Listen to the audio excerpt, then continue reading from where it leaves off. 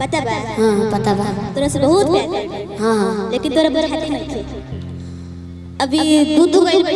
हां बैठल बिया, एगो ओने बैठल देखा देना। सुना? हां हां बोलो। बोलेंगे? हां पक्का ना? पक्का बोलो। सुना। खड़ा हो जा।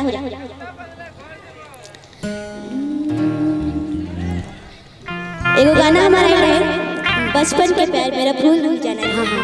आप लोग के आशीर्वाद से 3 महीने गाना गया है और मैं चाहती हूँ कि मैं आप लोग को सुनाऊं, तो नहीं ध्यान दिया। वो सॉन्ग आया था बीओपीएस म्यूजिक से, ये और मेरे बड़े भाई साहिल बाबू जी ने गाया था।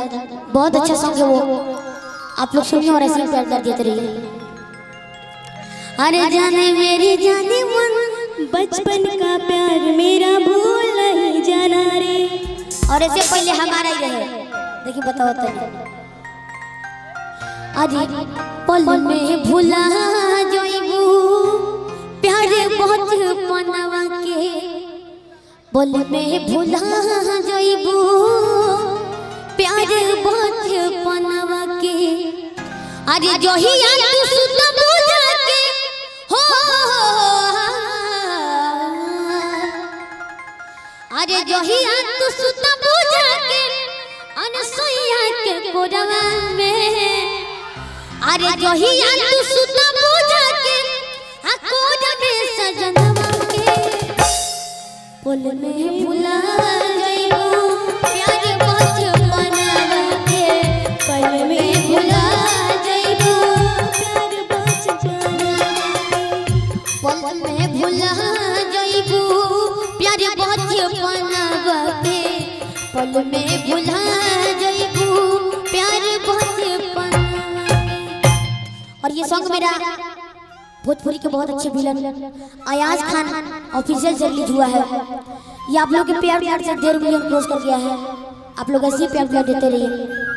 पल में भुला जाइबू प्यार बहुत पनवा के, पल में भुला जाइबू प्यार बहुत पनवा के।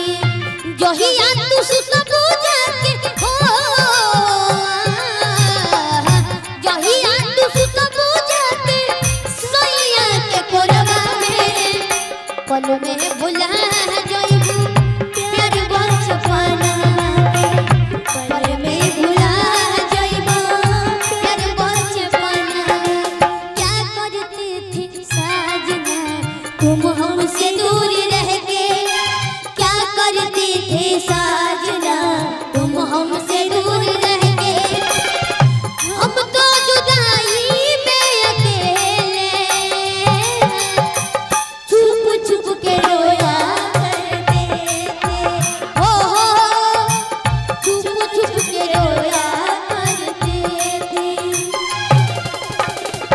पल में भुला जाइबू प्यार बहुत पनवा के, पल में भुला।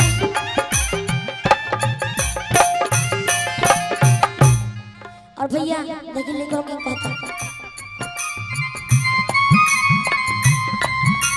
राजा की मेहंदी खून से हमारा दुल्हन तू, अरे बन जाइबू हो, अरे केतनो रोबू केतनो धोबू लौट के नहीं आइबू हो। इसको हमारे बहुत अच्छे राइटर दुर्गा बेदर्दी जी ने लिखा था।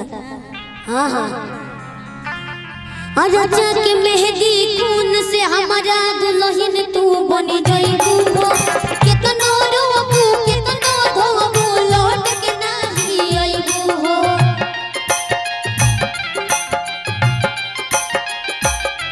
हाँ राजा के मेहंदी खून से हमारा दुल्हन तू बन जाइबू हो, केतनो रोबू केतनो धोबू लौट के नहीं आइबू हो। पीर दिहल तीर मारी हो, हाँ पीर दिहल तीर मारी हमारा परनवा के, पीर दिहल तीर मारी हमारा परनवा के, पल में भुला गया प्यार बहुत पनवा के, पल में भुला